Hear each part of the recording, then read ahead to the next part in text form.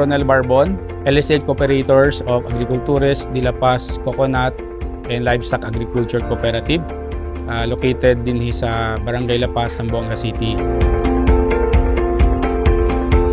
Nagsugod ang amo ang pag-develop og product sa kooperatiba. Katong nagihimo mig mga lampshade nga ang among carcass is mga putos o mga screen sa guba nga mga electric fan. Dayon amo ni siyang giputos og coco twine, a byproduct nga gikan sa coconut husk nga gihimong pisi. Dayon dito namo nakita nga na-appreciate po siya sa mga tao. So gasugod mi og develop og dagapang products. Antod nga sa diyan nahimo naming LSA, naning kamot mi mohimo og products every now and then nga pwede namong ikapanghambog sa community in a sense na naay creativity ang mga member namo sa kooperatiba.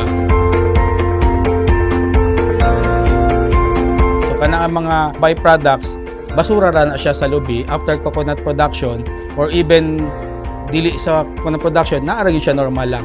So ang intention namo nga ang mga basura sa lubi amo siyang i-develop into product nga mapuslan pa. In that way, naanay livelihood ang amo ang mga member at the same time nakatabang pa mi sa environment.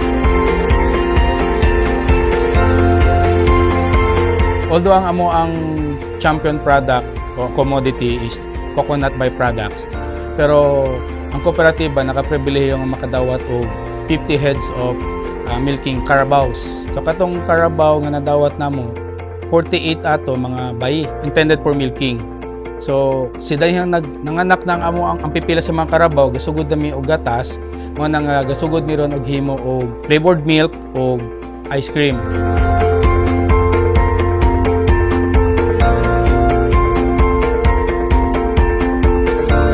Rivera Luna, one of the board of directors here in Agricultores de La Paz. Our activity here, we're doing ice cream made of coconut milk.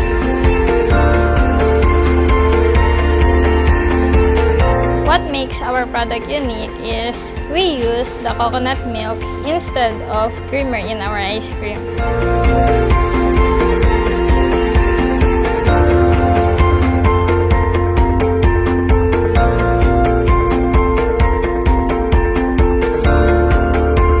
Ako si Teresita Ladero, member sa Agricultores de La Paz.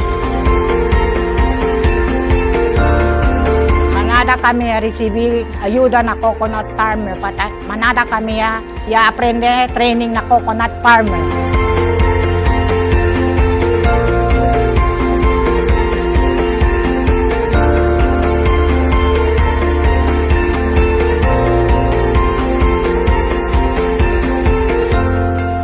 Ang among intention o ang among objectives, gusto namo nga i-duplicate namo ang technology nga among makatunan. Dili lang sa limited sa amo ang kooperatiba, kundi inclusive sa community namo diri sa barangay. Dili manggod tanan sa coconut farmers, members sa kooperatiba. So dili pod namo gusto nga hikawan sila sa knowledge o sa technology nga makatunan sa among mga member.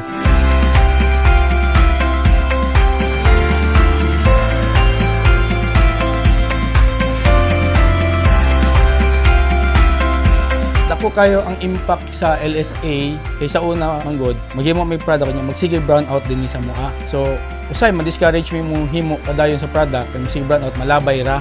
Pero ang ATI LSA manggod naa siya'y usa ka assistance nga gihatag part sa amo ang proposal sa pag-apply namo to LSA. Dito nihimo mi o proposal nga mo purchase mi o generator, genset. Tungod ato, natagaan og hope ang amo ang farmers nga dili sila magkapoy-kapoy lang og himo og product, dayon madaot lang, malabay lang. So kato nga hope ni tabang to nila nga mas muhimo pa og mas daghan product kay kabalo sila nga makakontribute ni siya sa community. Dili lang magamit ang product at the same time makahimo og livelihood and at the same time maka-encourage sa ilaha nga daghan di ay pwedeng pangitaan o livelihood.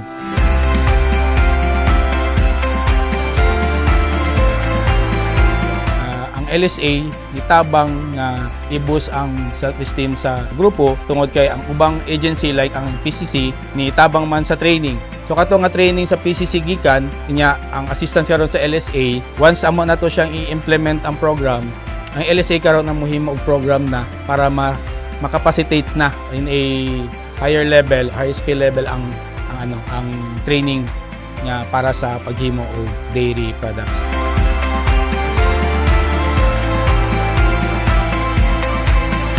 Sukad na co-op me na recognize me sa mga agency niya, nakadawat me og award as innovators during Coconut Month. Kuman ato na kadawat pod mi og award as Gawad Saka winner sa Region 9.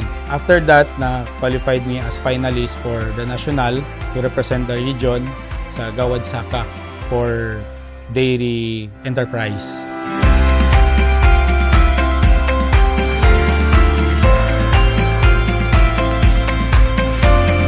Target na mo mahimo mi og usa ka training institution, not just limited sa agriculture, basta tanang aspect niya pwede na mong i-train sa amo ang mga members. Naami mga member din sa cooperative nga engineers, innovators. So once amo na siya ma-duplicate sa among mga member, then makapacitate sila to also train. Ma-multiply na muna, then hopefully in the long run mahimo ming usa sa unang agricultural learning site institute nga dili lang limited to train sa agriculture but also sa technology nga pwede gamiton diha sa agriculture. So kato nga mo ang pinaka-target nga mo may mo ming capacitated to a source of knowledge and trainings pod para sa uban.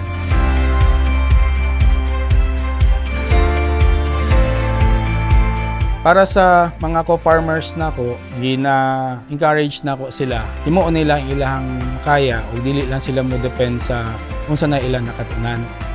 Learning is a continuous process.